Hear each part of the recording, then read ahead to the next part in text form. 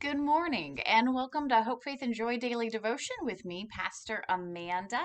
It is Wednesday morning and we are looking at Ruth chapter 2. So we're in the Old Testament.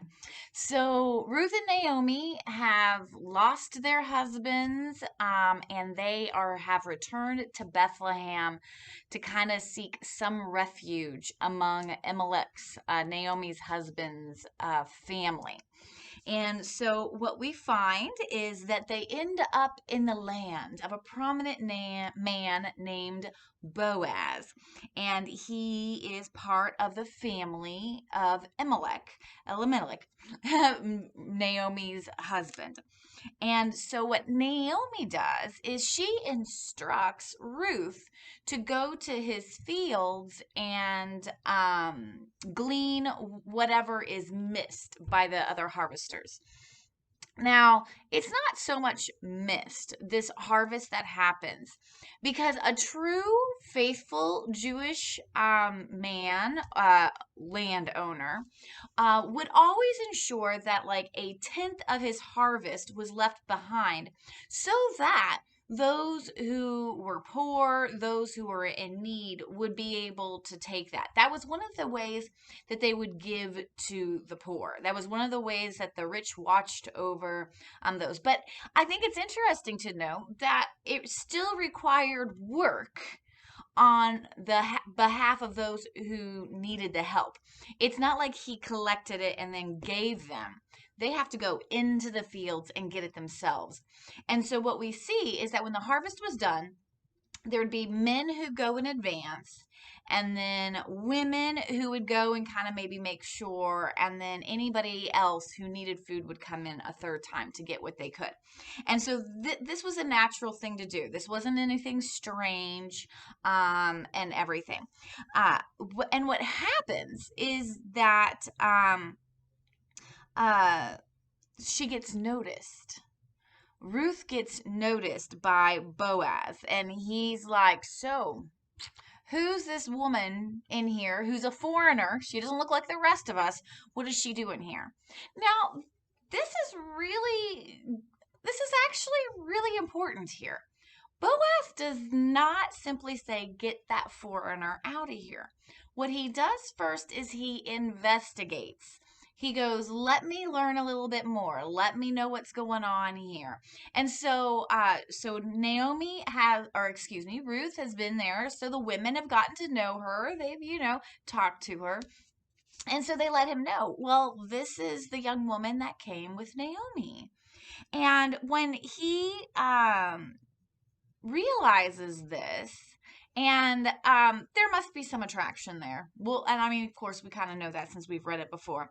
But he then takes on this protector role for her, and her reputation is what has found favor in his eyes. That here, this young woman would be so loyal to Naomi that she would be willing to travel, as he says, to a foreign land to be with her. So he sees her as very loyal, having integrity, and so she's really breaking a lot of standards, and then so is he.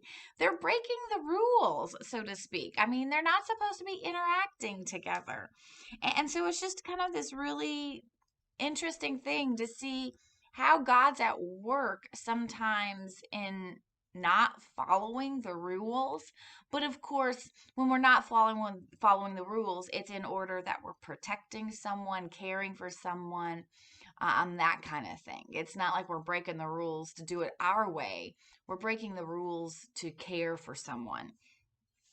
And so we see that. So Boaz kind of instructs her, please stay with my women in my field. This really great line, I hope I can find it again, but it's something to the effect of, he goes, stay in my field and don't go looking to other fields. I'll provide for you. And, it's kind of that Wizard of Oz idea. Dorothy realizes that her home is in her own backyard. She didn't need to travel all the way to Oz to know that she had people who loved her and cared for her. And Boaz is saying, here's your place. Here's a place that will take care of you, will protect you, will watch over you, and you don't need to go looking elsewhere. Don't worry anymore, he's saying. You're in your own backyard right now. And so what happens is he then instructs everybody else, because as protector, he's got to communicate with everybody what his expectations are. And so he informs them to like make sure that she's taken care of and don't bother her and everything. And so then she continues to keep gleaning in the field, and Naomi is very impressed, not only with Ruth, but she's impressed with Boaz's care for her. I'm sure that is a great relief knowing that her husband's family is still taking care of them, because she's now completely dependent on Ruth, and so this is helpful to Naomi too.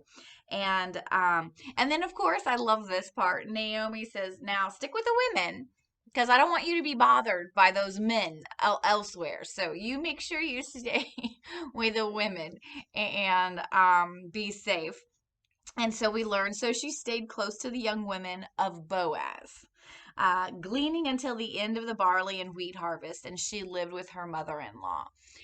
So we just continue to see the hard work that Ruth is playing, but we also can see strategy being played here, and God puts us in places, and we can't just expect everything to come to us. I mean, a lot of things are happening, but there's a sense of strategy here. Ruth and Naomi are like, "Oh, well, you've been noticed by Boaz. Well, you're going to stick to Boaz's. You're going to stay in this and keep working there." And so I think it's good for us to notice that, God puts us in the right place at the right time, but we still have to act on it. It's not like it's just all going to come to us. And so where has God put you right now that you can love and care for someone, or maybe you need to break a rule just to help someone connect better, or step out of your safety zone just for a few minutes, to say hi to someone that maybe needs a little connection. And so, anyways, I think we can learn a lot from the bravery and courage that these women had, and their determination. And how can we emulate that in our lives? So, thanks for joining me, Pastor Amanda, with Hope, Faith, and Joy Daily Devotion, and I look forward to seeing you tomorrow. Have a great day.